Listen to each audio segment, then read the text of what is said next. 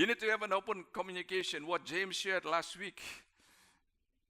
We need to break the culture of shame. What Pastor Dion shared last week. If you parents, if you leaders, you don't want to be vulnerable to your children and to your subordinate, and you only want to show off as you put whatever you put on Facebook, show off. Don't expect your children or the younger generation or your subordinate will be open to you. They will be afraid to talk to you. Many parents, they demand their children to tell the truth. But not too many parents can handle the truth. So when their children come up to them and say, oh, help me, I have problem. I have problem with pornography. I have problem with masturbation. I have problem with sexual sin. And oh, you parents, you are not ready for that. You get mad to your kids. You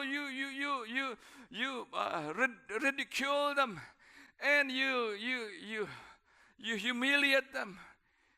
Do you think your children will talk to you? They will not. So parents, you need to be ready. We work together. We work together for all of our good. Come on now. And if your children cannot talk to you, cannot be open to you, guess who they will talk to? To their friends.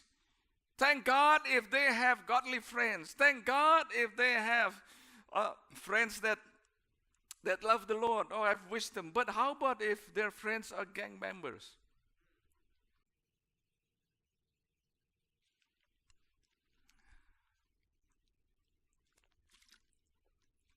I pray that every parent begin to prepare yourself.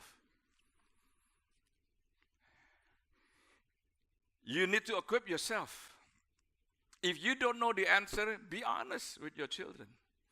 I'm sorry, I don't have the answer now, but I will get back to you. And you look in the Bible, you study, you come to your carousel leaders, you come to the pastors, you come to the leaders, you ask and you equip yourself, and then you go back and talk to your kids. Hello? Yes. Don't just too busy. Oh God. How about if your children come to you and you don't have the answer, and especially if you are not fluent in English, and your children, Indonesian parents, you speak in Indonesian and your children speaks to you in English. It's okay, they will understand. They're your children anyway. Why you look at me like this? You believe that? Hey, when we are talking about breaking the culture, when we are talking about the culture of praise and worship, we need to open ourselves and allow the Spirit of God to work within us. So if we, the older generation, okay, Pastor Patrick kindly said young and younger and youngest, okay, but honestly, some of us are older, okay? And if you cannot sing the song that the young people sing, why don't you participate?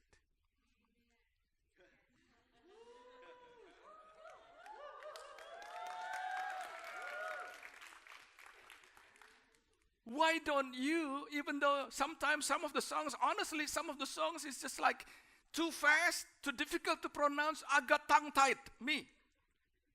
But I engage, okay, yes. Yeah. Sometimes I don't know the song. Hey, but show support to the young generation. Hey, let me tell you. Sherry came to our Indonesian service several times, and I bet you believe me that she doesn't speak Indonesian. But this is what she said. During worship, I cried. Because of what? Presence of God. Come on now. Last week what we did was the younger generation support the older generation, lift up their hands. Yes. Moses with Aaron and Hur. Yes, okay. But we, the older generation, we also need to support. We need to understand. We need to allow the presence of God to move in our lives. But in order to do that,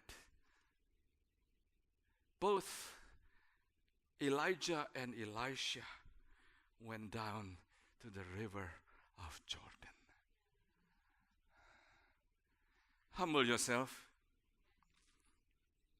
Some parents always think that they are always right. They are always right. No. If I'm wrong, I say, sorry, Sharon. Sorry, Lorraine. We do that. Joyce and I, we did the same. And we say it sincerely. Talking about the culture of forgiveness or asking for forgiveness, I think this is one of the culture that hinders us to grow. But actually it is very easy. Just humble yourself. I'm sorry. I made a mistake.